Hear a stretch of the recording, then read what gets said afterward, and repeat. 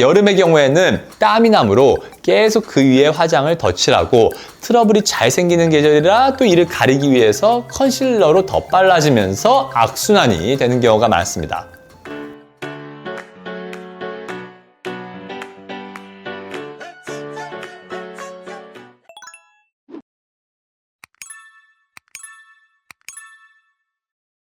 안녕하세요. 피부과 전문의 심혜철입니다. 자, 여름은 1년 중에 가장 모공이 넓어지고 트러블도 많이 생기는 시기이므로 피부가 가장 안 좋아 보이는 시기입니다. 자, 그래서 이번 주제는 집에서 할 수 있는 여름철 피부관리법입니다. 바로 시작하겠습니다.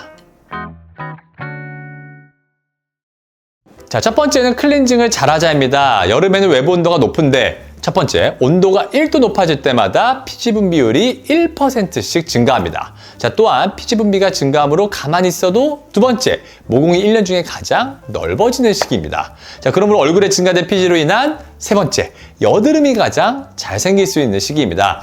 자, 이러한 시기적인 특징 때문에 피지를 닦아내기 위해서도 넓어진 모공에 낀 화장품들의 소입자를 깨끗이 닦기 위해서도 클렌징이 중요합니다. 자, 그러기 위해서는 첫 번째, 피지 분비가 증가되는 시기이므로 악건성이 아니라면 아침에 일어나서 물세안이 아닌 클렌징 폼으로 닦는 것이 중요합니다. 자, 두 번째는 클렌징 폼을 자주 사용하는 대신 피부의 약산성 수치를 잘 맞춰야 하므로 약산성 세안제를 사용하는 것이 좋습니다. 자, 세 번째는 피지 발달이 많은 사람은 낮에도 중간에 한번 세안을 해주는 것도 좋은데 대신 거품 타입으로 피부 자극을 덜 주는 것이 좋습니다. 자, 네 번째, 땀을 흘린 후에는 배출된 땀이 화장품과 섞인 형태로 모공을 막는 데 기여할 수 있고 땀의 산성 성분이 모공을 자극하므로 바로 세안하는 것이 좋습니다. 자, 두 번째는 보습제를 현명하게 사용하자입니다. 자, 우리가 광고를 보면 보습을 충분히 안 하면 막 큰일 날 것 같은 화장품들이 막 물밀듯이 저마다 본인 보습제는 막 탄력 증가, 막 수분 폭발, 주름 제거 이런 식으로 특화시켜서 각각 다 바를 것을 강조하지만 실제로는 개수를 줄이는 것이 필요합니다.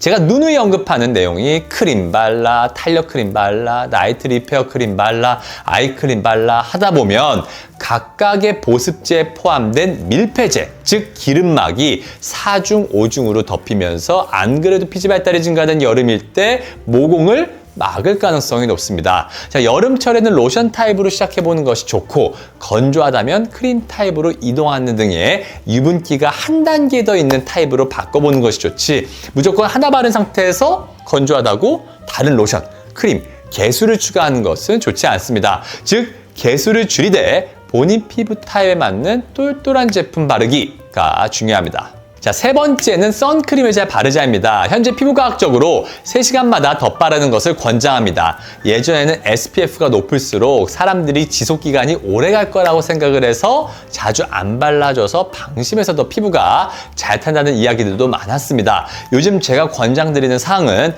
SPF 50 기준으로 3시간마다 덧발라주라고 강조합니다. 자, 여기에는 사실 변수가 많습니다. 햇빛 노출이 많은 곳에 놀러 갈 경우 해변가에서 햇살이 막 뜨겁고 땀도 많이 흘려서 선크림이 잘 벗겨질 수 있는 경우는 2시간마다 덧발라주는 것이 좋고 햇빛의 노출이 많이 없는 곳에 있고 땀도 잘 안 흘리는 경우에는 4-5시간마다 발라줘도 되지만 복잡함으로 SPF 50 기준으로 3시간 정도라고 생각하시면 됩니다. 자, 네 번째는 메이크업을 최소화. 여러 겹 바르지 않는다라는 것입니다. 자, 병원에서 진료를 보다 보면 톤업을 띠는 메이크업 제품의 소입자들이 피부 표면에서 자가 세안으로 닦이지 않고 절유되는 것을 흔하게 관찰합니다. 자, 육안으로는 볼 수 없고 화장품들의 소입자와 반응하는 레이저의 파장대를 사용하면 확인할 수가 있는데 화장솜으로 닦았을 때 보이지 않아서 흔히 간과되는 경우가 많습니다. 자, 여름의 경우에는 땀이 나므로 계속 그 위에 화장을 덧칠하고 트러블이 잘 생기는 계절이라 또 이를 가리기 위해서 컨실러로 덧발라지면서 악순환이 되는 경우가 많습니다. 그러므로 여름에는 메이크업을 최소화하는 것이 굉장히 중요합니다.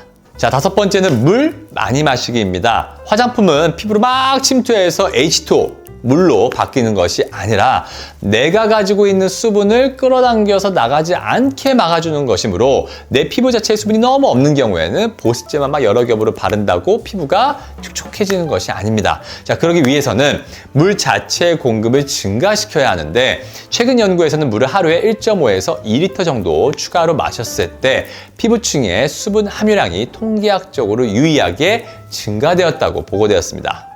그러면 의식적으로도 하루에 2리터 정도의 물은 숙제처럼 마신다고 생각하시는 것이 좋겠습니다.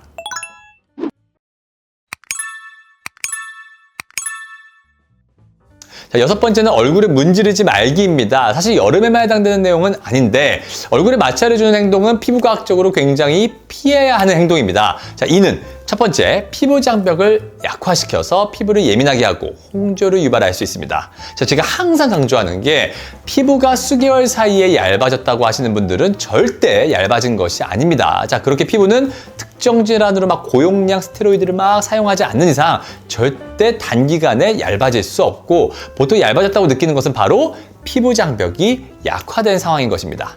자, 두 번째는 기미를 악화시킵니다. 자, 기미는 피부에 이러한 미세한 염증 반응들로도 악화되므로 최대한 문지르지 말라는 것은 이미 피부과학 논문에서 여럿 밝혀진 내용들입니다.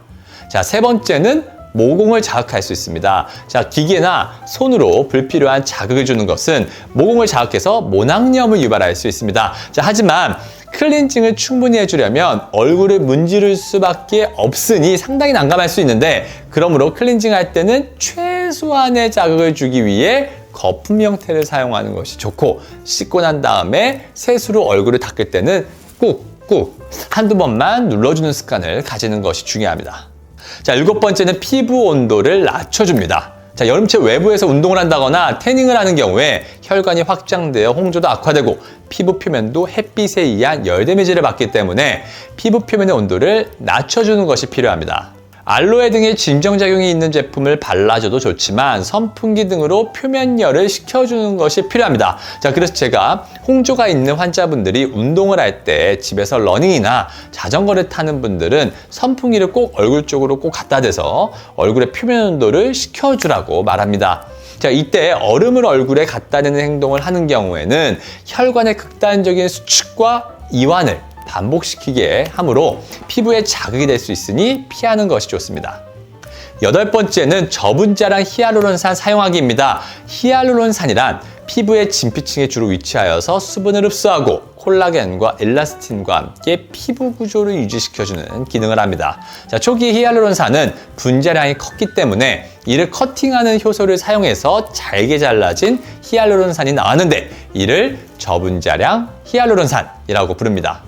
화장품이 피부를 통과하기 위해서는 분자량이 500달톤 이하여야 하는데 피부의 가장 바깥층인 각질층을 투과해서 표피와 진피로 들어가기 위해서는 분자량이 엄청나게 작아야 하고 현재까지 기술력으로는 불가능했습니다. 자, 하지만 요즘에는 저분자량 히알루론산이라고 하여 입자가 아주 작게 쪼개진 히알루론산이 어느 정도는 피부 깊은 층까지 투과가 되는 것들이 실험으로 확인되고 있어서 앞으로 각광받고 있습니다. 자, 그러므로 속건조함으로 피부의 수분을 잘 함유하고 있어야 하기 때문에 유분기가 있는 화장품들을 여러 겹 발라서 모공은 모공대로 막히고 건조함은 있었던 분들에게는 유분기가 많지 않으면서도 피부 안쪽의 수분감을 유지할 수 있는 제형입니다. 이러한 히알루론산은 수분을 끌어당기는 것뿐 아니라 피부의 재생과 회복에도 영향을 준다고 보고되어지고 있기 때문에 요즘 각광받는 피부 장벽 회복에 기여를 많이 할 것으로 생각됩니다.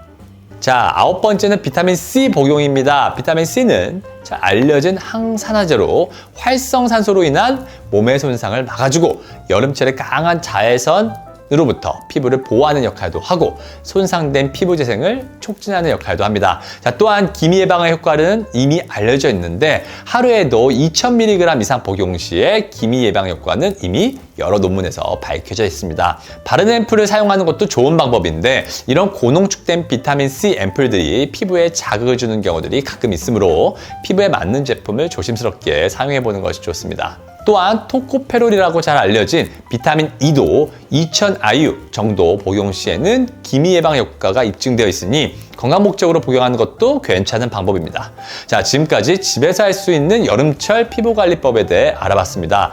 할 게 많아 보이지만 생활습관 규정으로 쉽게 할 수 있는 것들이니 오늘부터 지키시면 좋을 것 같습니다. 이제까지 연세더세 피부과 원장 심연철이었습니다. 감사합니다.